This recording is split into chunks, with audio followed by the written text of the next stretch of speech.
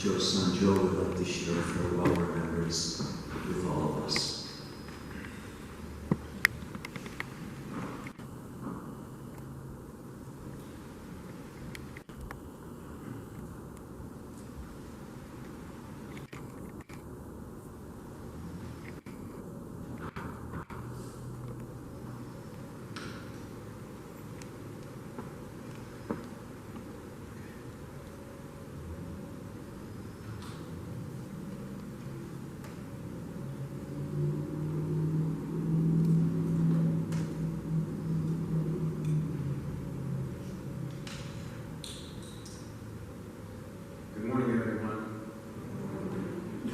Those few of you who do not know, I am Joe and Judy Cirelli's older son, Joe. On behalf of my brother Chuck, my sister Angela, and my mother Judy, I welcome you here today and thank you for coming to honor the memory of my father. This is certainly a nice turnout in his honor. Or in the words of my dad, this is some function. This expression is somewhat of an inside joke with my cousins on the mother's side of the family, the Gagans. My dad loved being part of my mom's family. In fact, he might even have been a touch envious of not being a blood Gagan. He liked to joke with other family members who were also not in the Gagan bloodline that they were the outlaws. I think he admired the Gagans' fierce loyalty to family, a value he also held dear, as well as our near legendary penchant for celebrating life. Okay, let's be honest. The Gagans are partiers. At just the right time during a Gagan family gathering, when the celebration was reaching a crescendo, he liked to pull some person aside and jokingly say, "This is my last Gagan function." Well, fellow family members, I'm terribly heartbroken to say that today will truly be my dad's last function. I've decided today not to recount the long list of my father's achievements over his lifetime. Much of that ground has been covered by the obituary I wrote for the funeral announcement and by the news obituary as reported by the Pittsburgh Post-Gazette. Rather, I'd like to briefly reflect on the common thread that winds through and tightly binds all the major endeavors of Dad's lifetime, and that is service. St. Francis of Assisi, one of the saints most admired by my father, said, "Men lose all the material things they leave behind them in this world, but they carry with them the reward of their charity and the alms they give." The one service mission of which my dad may have been most proud was his service to his country. Joe volunteered for the United States Marine Corps in 1959. Though his mother was born in Europe, he chose to risk his life serving this nation. And, as with all things, once he decided to do something, he proceeded with passion, commitment, and enthusiasm. His service of our country took him to Vietnam in 1962.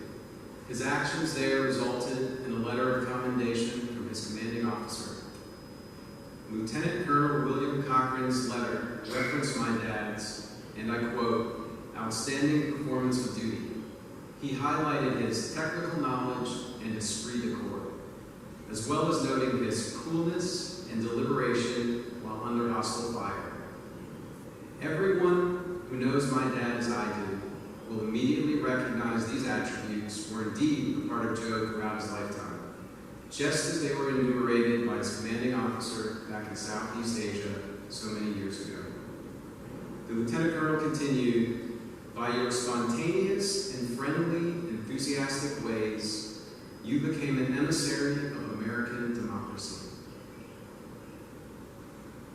It is this observation by Lieutenant Colonel Cochrane of my dad's ability to inspire and influence others through the mere force of his own actions, of which I am most proud, and which would become a lasting theme during Dad's lifetime. I am particularly pleased today to see so many faces in the room from the credit union days. Joe's 35-year career at that company was a major part of his life. At home, he often referred to you people as family. He often referred to you people as his work family. As such, you are most qualified to bear witness to his formidable leadership skills, his considerable intelligence, his caring nature, his generous mentorship, and his striking humility. He was particularly suited for his role there because it allowed him to exercise his greatest value, service to others.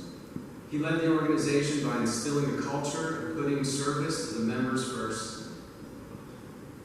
Of course, his career also allowed him to support his family.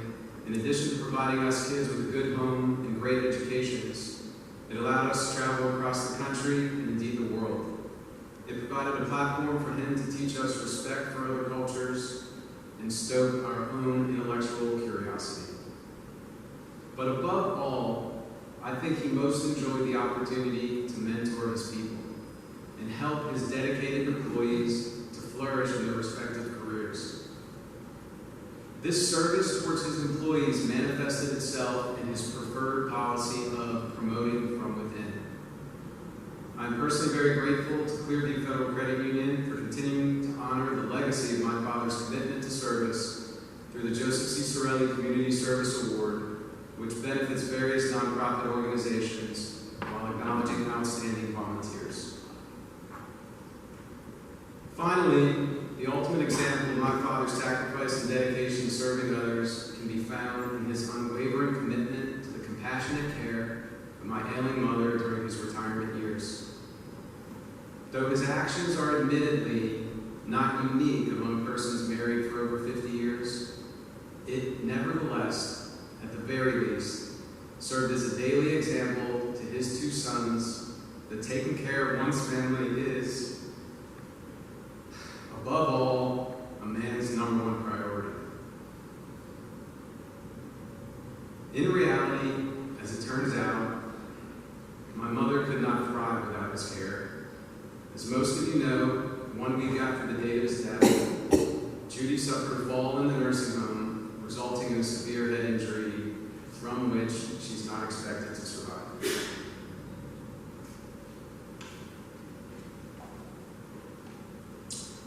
Though his beloved wife appears unable to endure beyond his passing, it is incumbent upon the rest of us here today to pick ourselves up, dust ourselves down, and move forward in this ephemeral world.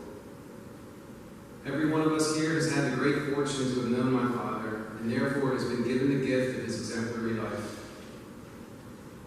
In fact, I now believe that among the long list of his many accomplishments, his greatest achievement is the example he provided to us for a life well lived in the service of others. My father built me into the man I am today. That die is largely cast. Nevertheless, I hereby resolve to be, in his image, the best husband, father, and son, brother, cousin, and nephew, boss, employee, and advisor, neighbor, and friend that I can be for the rest of my days. And since I know that many of you are similarly inspired by the great light of my father's life, I now realize that the true value of his existence is exponentially greater yet because of all the deeds and services to humanity that each of us in this room, fueled at least in part by his memory, will bestow upon this world. Again, I recall the wise words of St. Francis: a single sunbeam is enough to drive away many shadows. Thank you.